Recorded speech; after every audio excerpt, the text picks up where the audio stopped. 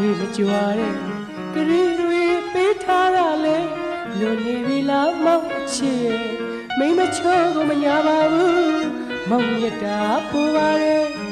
နောက်ွယ်ကြရင်မမေ့ဘူးကွယ်ဒီနေ့လေးရေလို့မနှက်ဖန်လေးရေလို့မင်းကိုချစ်နေမှာပါတကယ်မကြိုက်တာတွေ့ရင်ပြောတာပြောပါစေတနာတွေပါကွယ်ချစ်ဖို့လို့သာပြစ်ဆိုတဲ့အခါမောင်လာရမှာတကယ်